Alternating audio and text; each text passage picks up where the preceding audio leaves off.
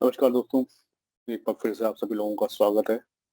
और इस लेक्चर में अब मैं आपको थोड़ा-सा इंटरेस्टिंग बताने जा रहा हूँ, क्योंकि जब हम एडमिनिस्ट्रेशन की बात करते हैं, तो एडमिनिस्ट्रेशन में बहुत सारी चीज़ें ऐसी हैं, जो हमारे सर्टिफिकेशन कोर्स के अंदर कवर नहीं है। बट जब हम बात करते हैं प्रोडक्शन एनवायरनमेंट की, प्रोडक्शन की, ठीक है, या कंपनी की, ऑर्गेनाइजेशन की, तो बहुत सारी चीज़ें ऐसी होती हैं, जो हमें करनी पड़ती हैं, कॉन्फ़िगर करनी पड़ती हैं और उस टाइम पे हम चैलेंज फेस करते हैं, क्योंकि वो चीज़ें हमने कॉन्फ़िगर ही नहीं की, वो चीज़ें हमने पढ़ी ही नहीं है, या उन चीज़ों के ऊपर हमने अपने लैब प्रैक्टिस नहीं की है या लैब सेशंस नहीं किए हैं, हमारी एज़्योर एडमिन की ट्रेनिंग के अंदर, ठीक है? तो इसीलिए मैं अब वीडियोज़ ला रहा हूँ, वो ला रहा हूँ in respect to real time scenario, ठीक है? या फिर जो कंपनी में जिस हिसाब से काम चल रहा है कि क्या-क्या काम चल रहा है, क्या-क्या डिफिकल्टीज़ हमें फेस करनी होंगी, उसके ऊपर आ रहा हूँ कि आप लोगों को और ईज़ी हो जाए और आप लोग जो है कंप्लीटली एकदम रेडी हो जाओ कंपनी के लिए, ठीक? काम करने के लिए प्रोडक्शन के अंदर। तो चलो बात करते हैं। तो इसी फ़ेज़ में हम बात करते हैं कि अगर मुझे एक वर्चुअल मशीन के ऊपर जो हमारा अज़ूर के अगर वर्चुअल मशीन की बात करें, तो एक वीएम के ऊपर एक निक कार्ड बाय डिफ़ॉल्ट आपका एसोसिएट होता है, नेटवर्क इंटरफ़ेस कार्ड। उसी नेटवर्क इंटरफ़ेस कार्ड के ऊपर अगर मुझे एक से ज़्यादा आईपी एड्रेसेस अटैच करने हों, तो मैं कैसे करूँगा? ठीक? और वो वर्किंग होनी चाहिए। तो पहली बात तो ये कि रिक्वायरमेंट क्यों आएगी ऐसी? तो अपने को ये भी तो पता होना चाहिए कि हाँ, रिक्वायरमेंट क्यों आए? क्यों मैं एक से ज़्यादा आईपी एड्रेसेस लगाऊँ उसके ऊपर? क्या ज़रूरत है? तो ज़रूरत हो सकती है कि हो सकता है कि मैं इस वर्चुअल मशीन को as a web server use करने वाला हूँ। वेब सर्वर यूज़ करूँगा और जहाँ पे मैं एक से ज़्यादा वेबसाइट्स होस्ट करूँगा इसके अंदर। अगर एक से ज़्यादा वेबसाइट्स होस्ट कर रहा हूँ, सेम वर्चुअल मशीन के अंदर, इसको मैं होस्टिंग सर्वर मान लेता हूँ। तो एक होस्टिंग सर्वर के अंदर मैं एक से ज़्यादा वेबसाइट को होस्ट कर सकता हूँ। तो उस केस के अंदर अगर मेरे पास डिफरेंट-डिफरेंट वेबसाइट्स हैं, तो मुझे उनके ऊपर टीएलएस या एसएसएल सर्टिफिकेट असाइन करना है, जो कि आपका आईपी से बाइंड होता है। तो different different websites, different different IP addresses पे एक्सेस होंगी। उनके लिए अपने को डिफरेंट-डिफरेंट आईपी एड्रेसेस चाहिए। तो वो मैं सेम ही सर्वर के ऊपर कैसे लगाऊँगा? ठीक, सो दैट कि मैं अपना टीएलएस और एसएसएल सर्टिफिकेट जो है, वो अपने आईपी के साथ बाइंड कर पाऊँ, जिससे मेरी वेबसाइट एक्सेस होगी। पहली रिक्वायरमेंट ये होगी। दूसरा यूज़ केस ये हो सकता है कि जैसे मैं अपना ट्रैफिक जो है वो नेटवर्क वर्चुअल अप्लायंस के थ्रू बायपास करना चाहता हूँ, या फिर लोड बैलेंसर, तो फायरवॉल हो गया, लोड बैलेंसर हो गया, इसको ट्रैफिक सर्व करना चाहता हूँ थ्रू अपना नेटवर्क इंटरफेस कार्ड। तो इस केस के अंदर भी मैं मल्टीपल आईपी एड्रेसेस यूज़ करूँगा। तो चलो सेशन स्टार्ट करते हैं, इसको देखते हैं कि कैसे होगा ये। तो चलिए लैब स्टार्ट करते हैं हम अपनी। तो मैं एक वर्चुअल मशीन बना लेता हूँ नई, उसके ऊपर हम टेस्ट करेंगे। तो चलते हैं वर्चुअल मशीन्स के ऊपर, क्रिएट करता हूँ एक नई एज़्योर की वर्चुअल मशीन और मैं रिसोर्स ग्रुप का नाम दे देता हूँ RG1, वीएम का नाम दे देता हूँ डेमो वीएम, ठीक है? और लोकेशन मैं ईस्ट यूएसए रखता हूँ। अवेलेबिलिटी ऑप्शन को फिलहाल रखता हूँ नो, इंफ्रास्ट्रक्चर रिडंडेंसी रिक्वायर्ड। उसका स्क्रॉल डाउन करता हूँ और इमेज रखता हूँ Windows server 2022 data centre. Size में जो मेरे को डिफॉल्ट मिल रहा है वही लेके चल रहा हूँ। यूजर नेम मैं रख लेता हूँ स्टूडेंट, उसके बाद पासवर्ड वीएम का। तो ये कॉन्फ़िगरेशन हम करेंगे। उसके बाद चलते हैं नेटवर्क टैब के ऊपर। नेटवर्किंग टैब के ऊपर आपको एक बार क्रॉस चेक करना, और दिखा रहा हूँ सिर्फ आपके लिए कि यहाँ पे एक वीनेट बनेगा, उसके अंदर एक सबनेट बनेगा और एक पब्लिक आईपी एड्रेस असाइन होगा, ठीक है? हम चलते हैं रिव्यू एंड क्रिएट पे और वर्चुअल मशीन की डिप्लॉयमेंट को करते हैं स्टार्ट। तो ये लेगा कुछ सेकंड्स और up to 1 minute to create your virtual machine. जैसे ही डिप्लॉयमेंट स्टार्ट होगी वैसे ही। तो अब देखो वैलिडेशन हो गया पास। क्रिएट पे क्लिक करते हैं और वेट करते हैं डिप्लॉयमेंट का कंप्लीट होने का।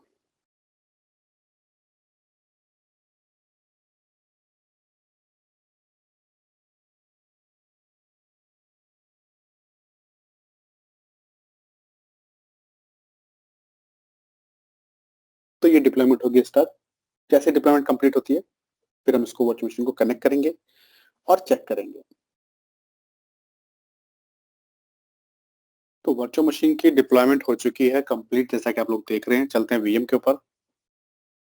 तो ये मैं आ गया अपने वर्चुअल मशीन के ऊपर, आपको दिखा देता हूँ। इसके ऊपर एक ये पब्लिक आईपी एड्रेस एसोसिएटेड है और ये इसका प्राइवेट आईपी एड्रेस है। फिलहाल इसकी नेटवर्क सेटिंग्स चेक कर लेते हैं। तो नेटवर्क सेटिंग्स में आता हूँ मैं लेफ्ट हैंड साइड से। तो यहाँ पे आपको दिखा देगा वीएम का निक कार्ड।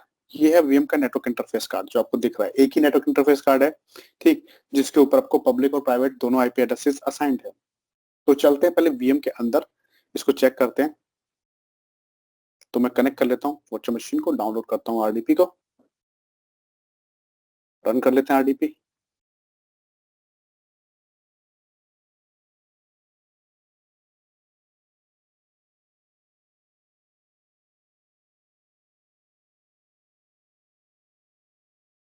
कनेक्ट कर लेते हैं अपने वीएम को।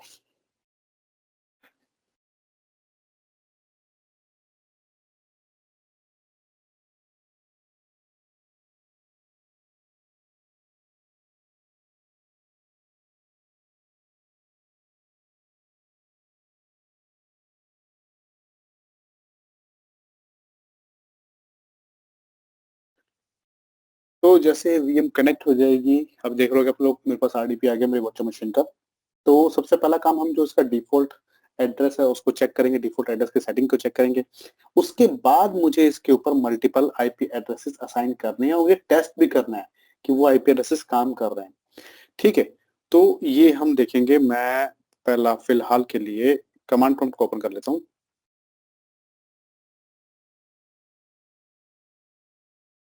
और यहाँ पे चेक करते हैं। आईपी एड्रेस चेक करने के लिए हमारे पास कमांड होती है आईपी कॉन्फ़िग /all। तो यहाँ पे आपको दिखा देगा कि आपके पास जो आईपी एड्रेस है वो 10.0.0.4 है। ठीक, ये सबनेट मास्क है आपका। ये डिफॉल्ट गेटवे दिखा रहा है आपको, ये आपको याद रखना है 10.0.0.1 ये डिफॉल्ट गेटवे है। और जो डीएनएस और डीएचसीपी होता है वो ये है। तो बाय डिफॉल्ट क्या होता है, आपको याद होगा एजूर के अंदर, वीटेट के अंदर इंटरनल डीएचसीपी सर्वर चल रहा होता है जो कि इस आईपी एड्रेस को यूज करता है और यही हमारा डीएनएस का एड्रेस भी है इंटरनल। ठीक, तो ये जो एड्रेस अपने को मिलता है ये डीएचसीपी के थ्रू मिलता है। वर्चुअल मशीन के अंदर आपके एजेंट इंस्टॉल होता है, वो एजेंट जो है वो इस आईपी एड्रेस के थ्रू आपको डीएनएस से कनेक्ट करता है। ठीक है, तो ये देखो, ये हमारा डीएनएस का आईपी एड्रेस है, ये हमने चेक कर लिया यहाँ से। अब एक काम करते हैं, अब चलते हैं वीएम के ऊपर और वो सेटिंग्स देखो। ये जो सेटिंग्स हैं कि आईपी कॉन्फ़िग 1 के ऊपर मेरे पास जो प्राइवेट आईपी एड्रेस है वो डायनेमिक होता है। ठीक, फिर पब्लिक आईपी एड्रेस क्या होता है वो स्टैटिक होता है। दूसरा आईपी एड्रेस में जो ऐड करना है उसमें प्राइवेट जो होगा वो स्टैटिक होगा और जो पब्लिक होगा वो भी स्टैटिक होगा। तो इस कॉन्फ़िगरेशन को करते हैं। तो चलो मैं आता हूँ अपने पोर्टल के ऊपर और पोर्टल के ऊपर आके मैं जाता हूँ अपने नेटवर्क इंटरफेस कार्ड में, तो नेटवर्क सेटिंग्स के ऊपर, और यहाँ से नेटवर्क इंटरफेस कार्ड को ओपन कर लेते हैं। तो यहाँ इन सेंटर में आपको दिखा रहा है आईपी कॉन्फ़िग 1। आईपी कॉन्फ़िग 1 को अगर आप ओपन करोगे ना तो आपको आपकी सेटिंग्स दिखाएगा। इसको ओपन करता हूँ, तो अगर मुझे कोई भी कस्टमाइजेशन करना है करंट जो आईपी एड्रेस है उसके ऊपर, जैसे आपको दिखा रहा होगा कि प्राइवेट आईपी एड्रेस का जो एलोकेशन है वो डायनेमिक है, स्टैटिक देना है तो कैसे चेंज कर सकते हो। पब्लिक आईपी एड्रेस एसोसिएटेड है वो भी स्टैटिक है। ठीक है, अगर मुझे और आईपी एड्रेस देने हैं इसको तो कैसे दूंगा, तो हम आते हैं यहाँ पे ऐड का ऑप्शन है, ऐड पे क्लिक करते हैं और इसको नाम देता हूँ मैं आईपी कॉन्फ़िग 2। ठीक, तो ये हो गया इसका नाम आईपी कॉन्फ़िग 2। अब आपका प्राइवेट आईपी एड्रेस का एलोकेशन कैसा होगा, मैं बोलता हूँ स्टैटिक होगा। एड्रेस क्या होगा, तो एड्रेस होगा 10.0.0.5, क्योंकि 4 मेरे पहले जो आईपी कॉन्फ़िग है उसको असाइंड है तो मैं इसको 5 कर देता हूँ यहाँ पे। उसके बाद पब्लिक आईपी एड्रेस इसको एसोसिएट करते हैं और यहाँ पे नया पब्लिक आईपी एड्रेस बनाएगा तो मैं उसका नाम चेंज करता हूँ। आपको देखो एरर आ सकती है इस तरह की। ठीक है, तो मैं करता हूँ क्रिएट और यहाँ पे आता हूँ, इसको नाम चेंज करते हैं क्योंकि नाम चेंज करोगे तभी ये काम करेगा। तो मैं इसको बोलता हूँ PIP2 और ये हो गया इसका नाम चेंज। स्टैंडर्ड है, स्टैटिक है, क्रॉस चेक कर लेना, ओके कर देना। और अब देखो एरर नहीं आ रही है, ऐड पे क्लिक कर दो, ये जो है सेकंड आईपी एड्रेस ऐड हो जाएगा। बट अभी देखो, ये आपको लग रहा है बहुत, ये तो बहुत इजी था, आईपी एड्रेस तो हम ऐड कर लेंगे ऐसे। बट इस तरीके से आईपी एड्रेस ऐड करने से ये आईपी आपकी वर्चुअल मशीन में आपको नहीं दिखाएगा और ना ही ये काम करेगा। ठीक है, तो क्या होगा फिर, कैसे करना होगा अपने को देखते हैं, पर इसको ऐड हो जाने दो, अभी अपडेट में चल रहा है। जैसे ही ये अपडेट कंप्लीट हो जाएगी फिर मैं आपको बताऊंगा कि हमें क्या करना है। तो ये डिप्लॉयमेंट हो गया मेरे सक्सीडेड, तो डिप्लॉयमेंट सक्सीडेड हो जाएगी तो यहाँ पे दिखाएगा आईपी कॉन्फ़िग 2। रिफ्रेश कर ले, यहाँ रिफ्रेश करते हैं, आईपी कॉन्फ़िग 2 दिखा रहा है अपने को। तो एक बार मैं इसको यहाँ से क्लोज करता हूँ, देख लो एक बार क्रॉस चेक करो, 10.0.0.4 10.0.0.5 दो एड्रेसेस हैं और दो डिफरेंट पब्लिक आईपी एड्रेसेस हैं। चलो वर्चुअल मशीन के अंदर चलते हैं और चेक करते हैं इसको। तो मैं वीएम के अंदर आ गया और फिर से मैं रन करता हूँ आईपी कॉन्फ़िग /all। तो मुझे सिर्फ मेरा पहला ही एड्रेस दिखा रहा है, दूसरा एड्रेस नहीं दिखा रहा। ठीक, क्यों, क्योंकि अभी अब काम कंप्लीट नहीं हुआ है, अभी यही तो है, यही तो मेन पार्ट है इसको, इस लेसन का। बेसिकली यही मैं आपको दिखाना चाह रहा था कि ऐसे लगाने से आईपी एड्रेस नहीं मिल जाएगा। आईपी एड्रेस को कॉन्फ़िगर करना होगा, कैसे करेंगे, तो मैं अपनी नेटवर्क सेटिंग्स को ओपन करता हूँ इस वर्चुअल मशीन की, NCPA ncp.cpl कमांड लगाते हैं, सॉरी स्पेलिंग मिस्टेक थी, ncp.cpl। तो कई बार मैं टाइपिंग फास्ट करने के चक्कर में ना ये इस तरह की गलतियां कर देता हूँ। हाँ, तो ये आ गया नेटवर्क सेटिंग्स। अब मैं चलता हूँ, राइट क्लिक करता हूँ इसके ऊपर और इसकी प्रॉपर्टीज में आ जाता हूँ। प्रॉपर्टीज में आने के बाद यहाँ पे टीसीपी आईपी दिखा रहा होगा, इसको सिलेक्ट कर लेते हैं, इसकी प्रॉपर्टीज में आते हैं।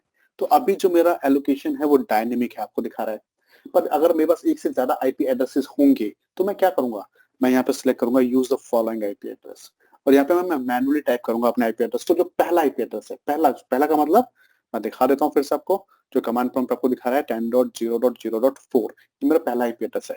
इस आईपी एड्रेस को मैं मैनुअली डालूंगा इसके अंदर 10.0.0.4। उसके बाद मेरा सबनेट मास्क, सबनेट मास्क वैसे तो बाय डिफॉल्ट ये क्लास ए का उठाएगा, पर अपने सबनेट के अकॉर्डिंग, अपने कॉन्फ़िगरेशन के अकॉर्डिंग हम यूज कर रहे हैं क्लास सी का एड्रेस। तो मैं यहाँ पे मैनुअली टाइप करता हूँ क्लास सी का एड्रेस। डिफॉल्ट गेटवे आपको याद होगा, नहीं याद है तो जाओ कमांड प्रॉम्प्ट पे चेक कर लो, ये डिफॉल्ट गेटवे आपका 10.0.0.1 सबनेट के अकॉर्डिंग, तो 10.0.0.1।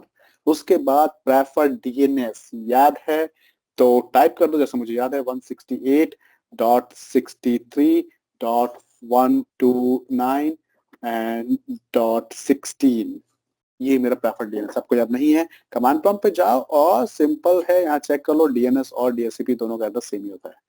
ठीक है, तो ये मेरा प्रेफर्ड डीएनएस है, यही एड्रेस डालना है अपने को, क्योंकि यही सेम सेटिंग जो यहाँ पे आपको डायनेमिकली मिल रही थी अब आपको मैनुअली डालनी है। इसको डालने के बाद आपको क्लिक करना है एडवांस के ऊपर, और यहाँ पे आके आपको अब सेकंड आईपी एड्रेस जो आपने एसोसिएट कर रखा है वो टाइप करना है। सो 10.0.0.5 मेरे केस के अंदर सबनेट मास्क, सबनेट मास्क फिर से चेंज करो, हमारा है 255.255.0, इसको मैं ऐड कर देता हूं। अब ये होगी हमारी कॉन्फ़िगरेशन डन, ओके पे क्लिक करो, ओके क्लोज, नेटवर्क सेटिंग हो जाएगी अपडेट। जैसे ही अपडेट होगी एक बार आपका रिमोट डेस्कटॉप कनेक्शन जो वो रिफ्रेश मारेगा, मतलब डिस्कनेक्ट होगा वापस से रिकनेक्ट होगा, देखना अभी आप, अब ये डिस्कनेक्ट होगा, डिस्कनेक्ट हो गया फिर से कनेक्ट हो जाएगा। ठीक है, क्योंकि अपडेट कर रहा है आपके निक कार्ड को। तो ये हमारा निक कार्ड हो गया है अपडेट। अब जैसे ही अपडेट हो गया फिर से चलते कमांड प्रॉम्प्ट पे, मैंने कुछ नहीं किया है, आपके सामने ही सब कुछ, फिर से इस पर रन करता हूँ वही command and ipconfig/all। So ipconfig/all अब क्या दिखा रहा है अपने को, 10.0.0.4, 10.0.0.5, करेक्ट, दो एड्रेसेस दिखा रहा है। अब अपने को चेक करना है कि मेरे सेकंड एड्रेस के ऊपर इंटरनेट का एक्सेस है या नहीं है, करेक्ट। तो वो कैसे चेक करेंगे हम, उसको वेरीफाई करने के लिए आप यूज करो ping command, ping space -s, and उसके बाद आपको चाहिए आपका आईपी एड्रेस 10.0.0.5। तो 4 पे बाय डिफॉल्ट इंटरनेट होता है, 5 पे चेक करना है कि आउटबाउंड इंटरनेट एक्सेस है या नहीं है, तो 5 जो हमने बाद में ऐड किया है। उसके बाद मैं बोलता हूँ कि outlook.com, इसको पिंग कर लेता हूँ, गूगल को पिंग कर लेना, अगर रिप्लाई आए तो बता देना। अभी यहाँ पे क्या है ना कि जो मैंने एस यूज किया है ना ये है स्मॉल, तो ये होना चाहिए कैपिटल, ठीक है। और ये मैंने वैसे तो बाई मिस्टेक किया है, बट आपको पता लग जाएगा, क्योंकि आप लोगों को फिर ये याद नहीं रहता, अगर मैं कैपिटल ऐसे लिखता तो शायद आप लोगों को लगता कि आप लोग स्मॉल ऐसे टाइप करते हैं। चलो अच्छा हो गया, एंटर किया, देखो रिप्लाई आ रही है मुझे किससे, outlook.com से, किस आईपी के ऊपर, 10.0.0.5 सेकंड आईपी के ऊपर। तो इसका मतलब प्राइवेट आईपी और पब्लिक आईपी दोनों आईपी एड्रेसेस काम कर रहे हैं, ठीक है। तो इस तरीके से हम multi home IP addresses assign कर सकते हैं एजो वर्चुअल मशीन को। आई होप ये क्लियर होगा आप लोगों का। और ये जो लेक्चर्स हैं, ये जो आपके छोटे छोटे चीजें हैं, ये हमारे एजो एडमिन के सर्टिफिकेशन में नहीं होती हैं, बट जब हम काम कर रहे होते हैं प्रोडक्शन के अंदर तो ये चीजें वहां पे सामने आती हैं और हम फंस जाते हैं वहां पे, कैसे करेंगे इसको। तो इसीलिए मैं इसको लाया हूँ, रिकॉर्ड करने का पर्पज यही था कि आप लोगों को और इन डेप्थ नॉलेज मिले एजोर के अंदर। चलिए मिलते हैं नेक्स्ट लेक्चर के अंदर, और नेक्स्ट लेक्चर और इंटरेस्टिंग होने वाला है, तो मैं आप लोगों को बोलूंगा स्किप मत करना उसको भी देखना, बहुत इंटरेस्टिंग होने वाला है।